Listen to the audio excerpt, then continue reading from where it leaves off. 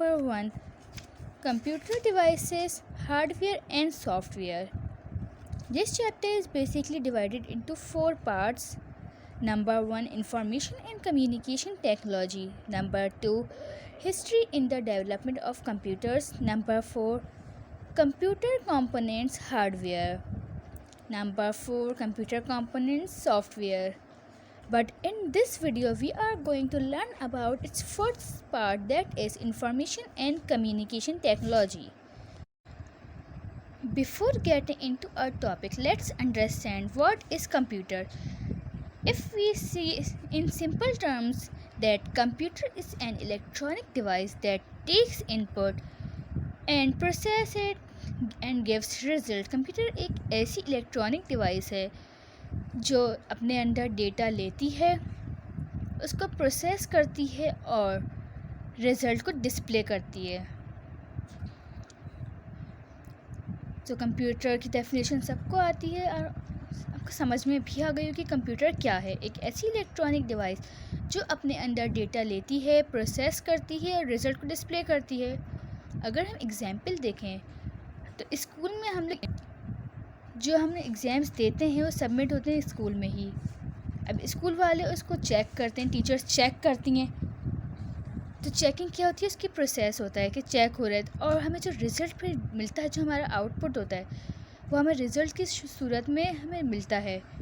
तो क्या होता है कि हमने एग्ज़ाम्स दिए, वो था इनपुट, टीचर ने उससे चेक किया, प्रोसेस हमें गिव किया, हमें रिज़ल्ट दिया, हमें जो आउटपुट मिला है वो हमारा रिज़ल्ट है। तो कंप्यूटर समझ में आ गया होगा, एग्जाम्पल से भी हमने समझ लिया, उसकी डेफिनेशन क्या है वो भी देख लिए।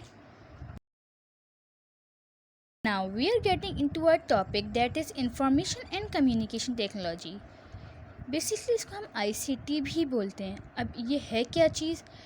Information and communication technology refers to technology to collect, store, process and share information. Basically एक ऐसी टेक्नोलॉजी का यूज़ जो हमारा जो डेटा है उसको कलेक्ट करती है, स्टोर करती है, हमारी जो इन्फॉर्मेशन है उसे प्रोसेस करती है, शेयर करती है। अगर हम एग्जाम्पल लें या हम इजी वर्ड्स में देखें तो ऐसी टेक्नोलॉजी जो हमें हेल्प करती है, जिसके ज़रिए हम लर्न कर सकें, कम्युनिकेट कर सकें या इन्फॉर्मेशन को शेयर कर सकें।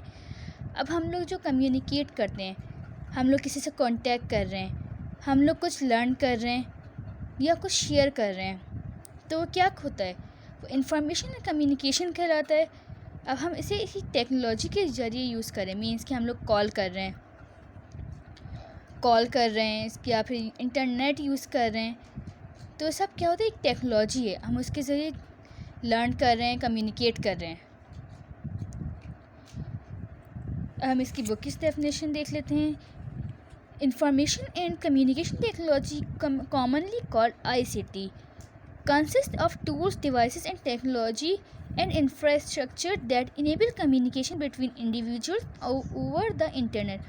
It is also used to transfer and store information जो कर रहे हैं या फिर इंफॉर्मेशन शेयर कर रहे हैं किसी डिवाइस के ज़रिए, किसी टूल्स के ज़रिए, तो वो क्या कहलाता है, इंफॉर्मेशन एंड कम्युनिकेशन टेक्नोलॉजी।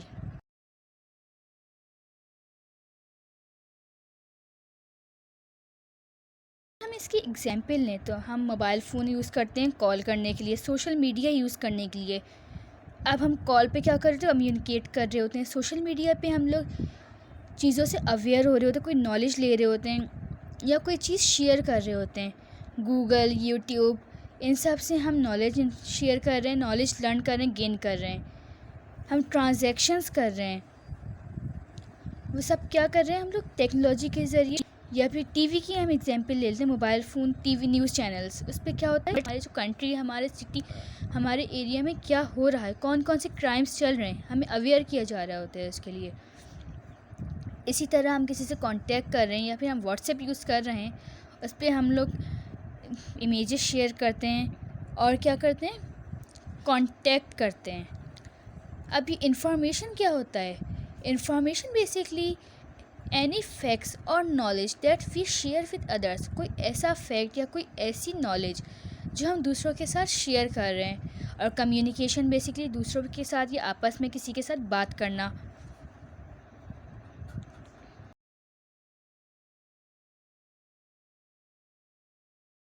अब आईसीटी है क्या चीज़, इसकी डेफिनेशन क्या है, ये तो हमने समझ लिया। अब हम आते हैं कि आईसीटी क्यों इम्पोर्टेंट है, व्हाई आईसीटी इज़ इम्पॉर्टेंट।